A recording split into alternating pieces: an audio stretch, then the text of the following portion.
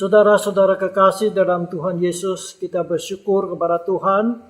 Kita bisa bertemu lagi di dalam acara renungan harian GP Kris Pangkal Pinang.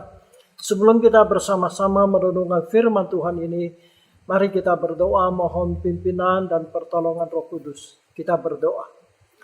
Bapa di dalam sorga, kami bersyukur, terima kasih atas pimpinan-Mu, pemeliharaanmu sehingga kami dapat bertemu lagi di dalam acara renungan harian GP Kris Pangkal Pinang ini. Kami mohon Roh Kudus membuka hati kami untuk mengerti firman-Mu. Pakailah hamba-Mu supaya menyampaikannya dengan sederhana dan terang. Terima kasih Tuhan, inilah permohonan kami. Dalam nama Tuhan Yesus kami berdoa. Amin. Saudara-saudara kekasih dalam Tuhan, kita akan melanjutkan renungan kita mengenai riwayat Tuhan Yesus. Dan hari ini kita akan membicarakan satu pokok, yaitu Tuhan Yesus memilih 12 rasul. Ayat Alkitab yang mencatat peristiwa ini adalah di Injil Matius pasal 10 ayat 2 sampai 4, Markus pasal 3 ayat 13 sampai 19, Lukas pasal 6 ayat 12 sampai 19. Kita akan membaca dalam Markus pasal 3 ayat 13 sampai ayat 19 saja. Demikian firman Tuhan. Kemudian naiklah Yesus ke atas bukit. Ia memanggil orang-orang yang dikehendakinya dan mereka pun datang kepadanya. Ia menetapkan 12 orang untuk menyertai dia dan untuk diutusnya memberitakan Injil. Dan diberinya kuasa untuk mengusir setan. Ke-12 orang yang ditetapkannya itu ialah Simon yang diberinya nama Petrus, Yakobus anak Zebedius, dan Yohanes saudara Yakobus. Yang keduanya diberinya nama Barnegas yang berarti anak-anak guru. Selanjutnya Andreas, Filipus, Bartolomeus, Matius, Thomas, Yakobus anak Alfius, Tadeus, Simon orang Zelot, dan Yudas Iskariot yang mengkhianati dia. Amin. Demikianlah pembacaan firman Tuhan. Dari pembacaan tersebut kita melihat ada beberapa hal mengenai Tuhan Yesus memilih 12 rasul ini. Yang pertama, Tuhan Yesus itu datang dari sorga ke dunia ini adalah untuk menjadi manusia, untuk mengganti manusia menerima hukuman dosa. Yaitu Tuhan Yesus datang adalah untuk menjadi juru selamat manusia, untuk menebus dosa manusia. Nah, saudara sekalian, kalau tugas ini selesai, kalau Yesus sudah mati di kayu salib dan telah bangkit kembali, maka dia akan kembali ke sorga. Nah, tugas untuk memberitakan Injil ini akan diserahkan kepada orang-orang yang percaya kepadanya. Oleh sebab itu Tuhan Yesus memilih 12 orang sebagai rasul yang akan meneruskan pelayanannya di dalam dunia ini. Nah, istilah rasul itu adalah artinya utusan, yaitu orang yang mewakili yang mengutusnya untuk menyampaikan pesan dan melaksanakan tugas yang diberikan oleh sang pengutus itu. Jadi tugas rasul ini adalah sangat penting yang akan melanjutkan pelayanannya Tuhan Yesus di dalam dunia ini. Yang ketiga kita lihat, ada 3 tugas yang diberikan oleh Tuhan Yesus kepada rasul-rasul yang dipilih ini, seperti yang kita baca tadi. Yang pertama, mereka itu harus selalu beserta dengan Tuhan Yesus. Artinya, mereka itu harus tinggal bersama dengan Tuhan Yesus. Orang lain boleh datang dan pergi suka-suka mereka. Tetapi kalau rasul tidak. Rasul itu harus siang malam selalu beserta dengan gurunya, yaitu Yesus. Mereka harus hidup bersama dengan Tuhan Yesus. Ini artinya mereka mendengar apa yang diajarkan oleh Tuhan Yesus, mereka akan melihat apa yang dilakukan oleh Tuhan Yesus. Dengan demikian Yesus melatih mereka menjadi seorang utusannya. Nah, mereka itu harus meninggalkan keluarga mereka, saudara sekalian. Jadi ini tugas mereka. Harus bersama dengan Tuhan Yesus, tinggal bersama dengan Tuhan Yesus. Kemanapun Yesus itu pergi. Itu yang pertama. Yang kedua, mereka itu harus selalu siap sedia diutus oleh Tuhan untuk pergi memberitakan Injil keselamatan kepada orang lain. Jadi mereka tidak ada alasan tidak mau pergi. Mereka harus taat perintah. Pergi mengabar Injil kepada orang-orang yang belum percaya. Yang ketiga, Tuhan akan melengkapi mereka dengan kuasa. Dikatakan bahwa Tuhan akan memberi mereka kuasa untuk mengusir setan. Saudara sekalian, kita tahu setan itu roh yang jahat, roh yang berkuasa. Kita manusia tidak mungkin melawan setan. Tetapi Tuhan Yesus melengkapi murid-muridnya dengan kuasa dari sorgawi, yaitu kuasa untuk mengusir setan. Saudara sekalian, ada satu hal yang perlu kita perhatikan. Pada waktu itu, para pemimpin agama Yahudi itu sangat benci kepada Tuhan Yesus. Bahkan mereka berencana membunuh Tuhan Yesus. Nah, kalau murid-murid ini atau rasul-rasul ini adalah menjadi pengikut Yesus, maka mereka pun akan menghadapi risiko ini. Dengan kata lain, mereka harus berhadapan dengan para pemimpin agama orang Yahudi. Kalau para pimpinan agama Yahudi benci kepada Tuhan Yesus, maka otomatis mereka pun akan benci kepada rasul-rasul itu. Oleh sebab itu, saudara sekalian, rasul-rasul ini harus tanggung risiko. Kalau mau menjadi rasul, mereka harus berhadapan dengan para pemimpin agama orang Yahudi. Dan Tuhan Yesus tidak memaksa mereka itu menjadi rasul. Memang Tuhanlah yang memilih mereka. Tetapi mereka itu tidak dipaksa. Mereka ada hak untuk memilih. Mau ikut, mau menjadi rasul atau tidak. Oleh sebab itu, Tuhan tidak memaksa mereka. Yang keempat, dari nas yang kita baca tadi, kita baca bagaimana Tuhan Yesus memilih 12 orang menjadi rasulnya. Kita tidak tahu apa alasannya Tuhan Yesus memilih 12. Kenapa tidak 10 atau 20? Ya, kemungkinan karena orang Israel itu mempunyai 12 suku.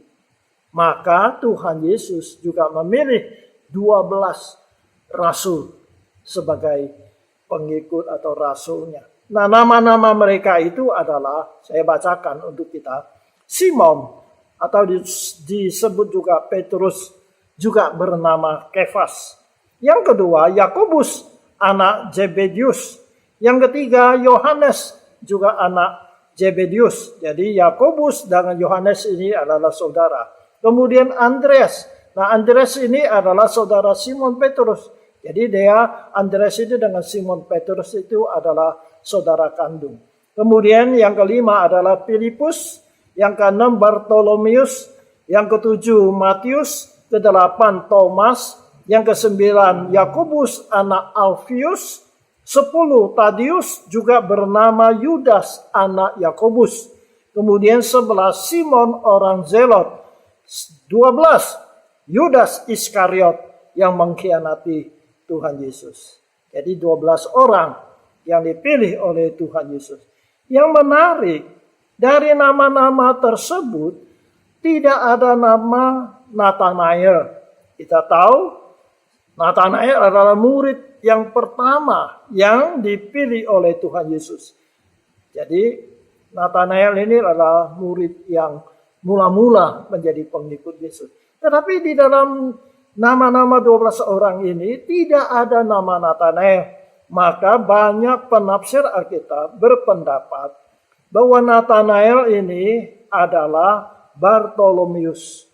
yang ada di dalam daftar nama 12 ini. Sekali lagi, Bartolomeus itu adalah Nathanael. Karena bagi orang Yahudi, mereka itu sering mempunyai nama lebih daripada satu. Seperti Petrus tadi ya. Simon, Petrus, Kefas. Nah, jadi Bartolomeus ini adalah Nathanael, salah satu murid Tuhan Yesus. Kemudian yang kelima, ada satu hal lagi di dalam nama-nama 12 murid Tuhan, Rasul Tuhan Yesus itu, yaitu Matius dan Simon orang Zelot.